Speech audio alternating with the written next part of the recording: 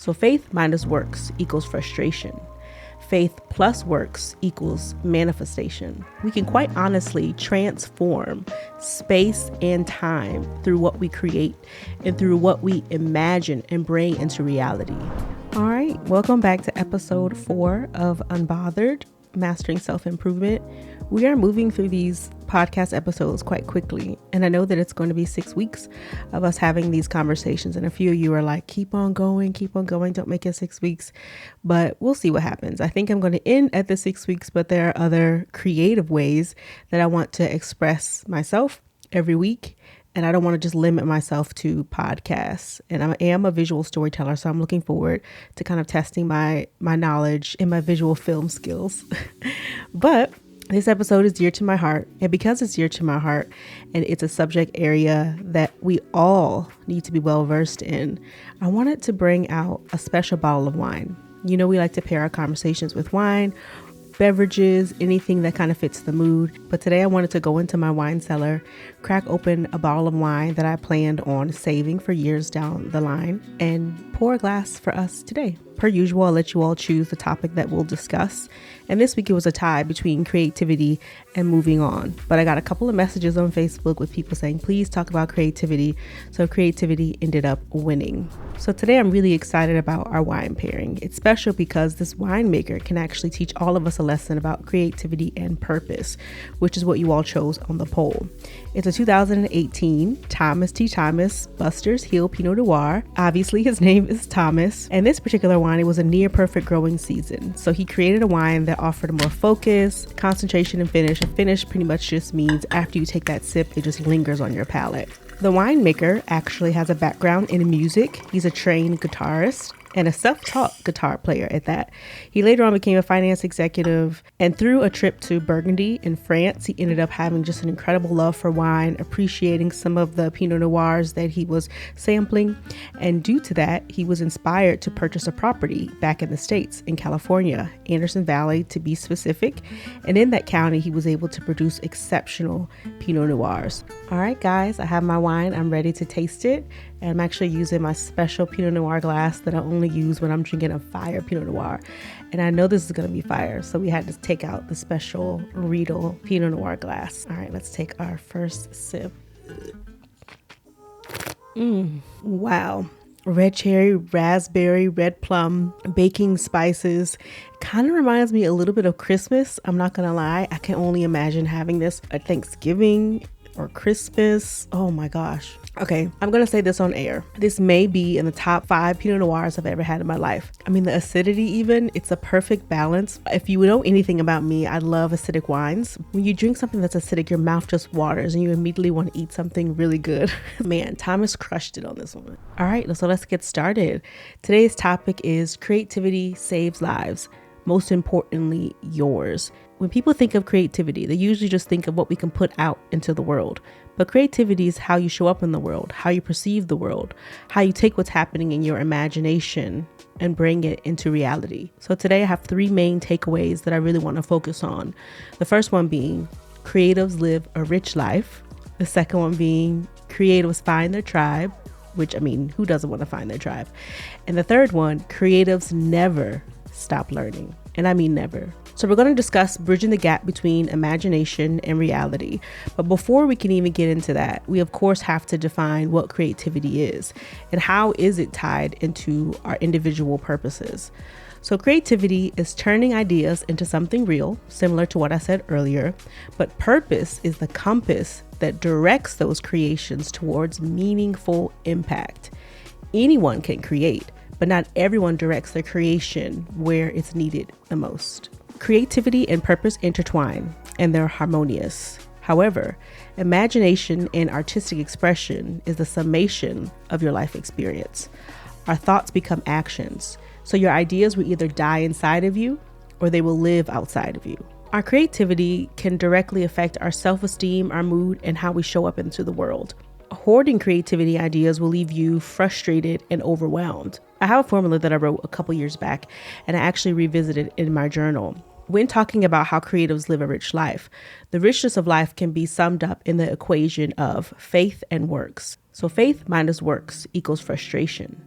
Faith plus works equals manifestation. We can quite honestly transform space and time through what we create and through what we imagine and bring into reality.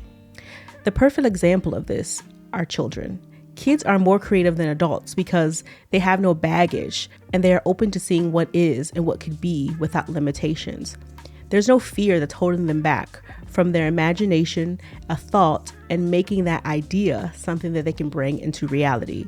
We oftentimes become fearful, hindering ourselves from walking into the purpose that we have for our lives because of our limited beliefs and even our lack of faith. We have to strive to master the art of finding joy in every step because therein lies the true essence of creativity. Creativity takes faith, like true unwavering faith. And sometimes creativity even makes you look stupid because you'll have so much faith in your idea and in your imagination that you will do any and everything to bring it into the world. In bringing your ideas to the world, one of the things that I noticed even within myself, and one of the main reasons why I didn't create for so long for the world to see, is not that I felt like my creation didn't have purpose, is that I felt like my creation wouldn't make a profit.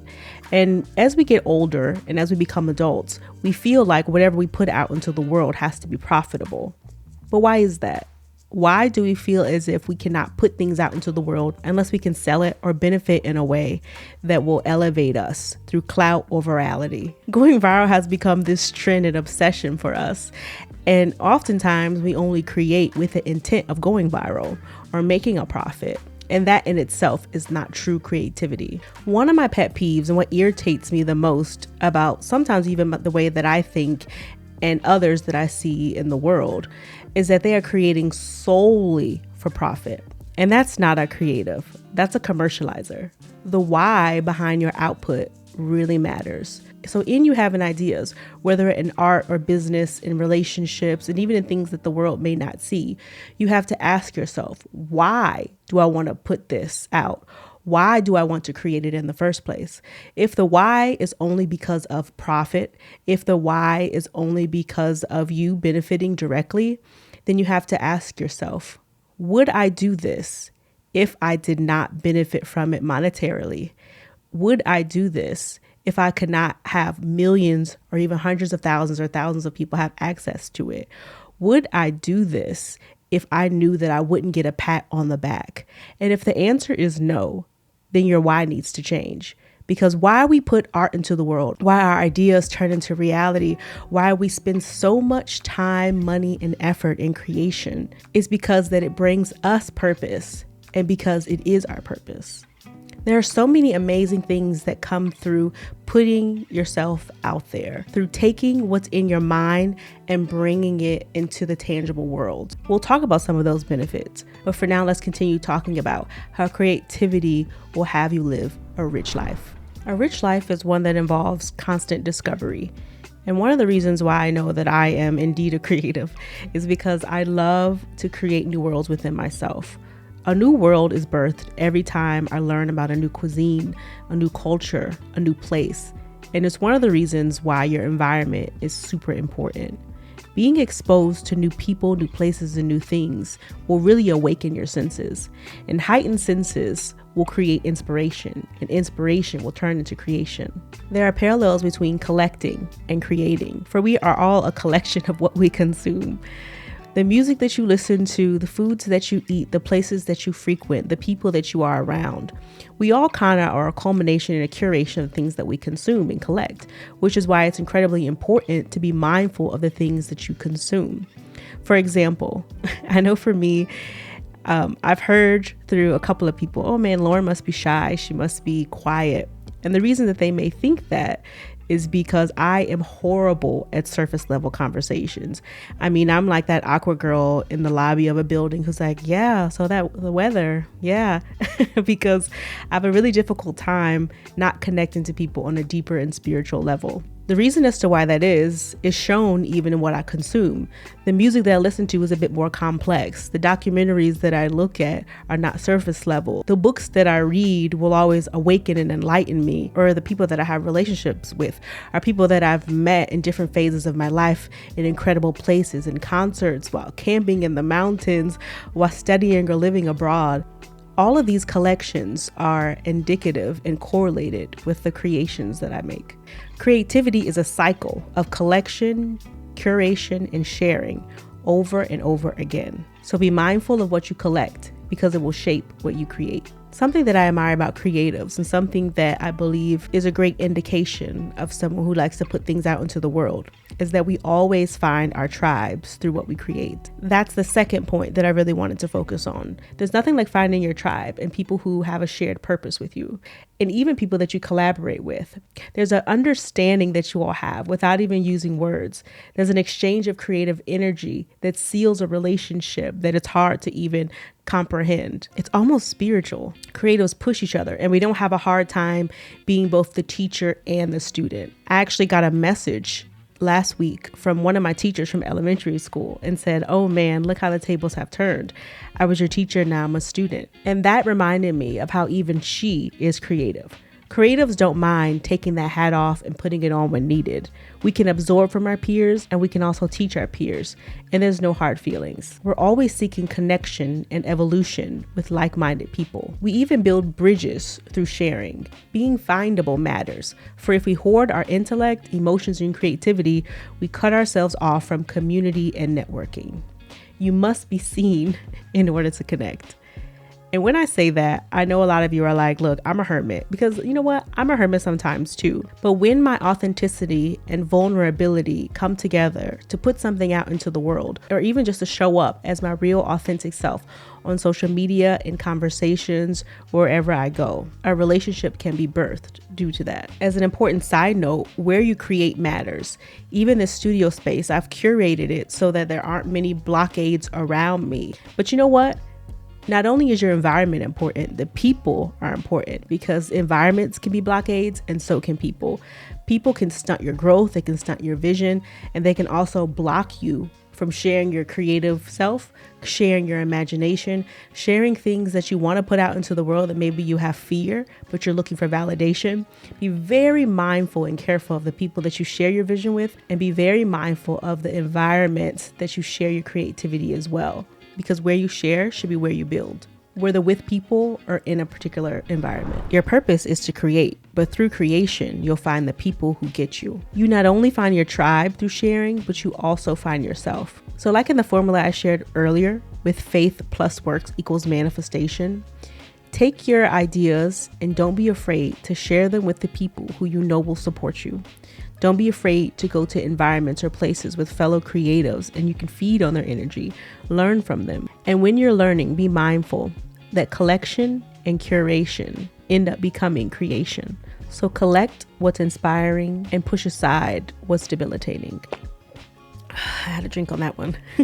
So the next thing that we'll talk about is how creatives never stop learning. Knowledge is most certainly fuel.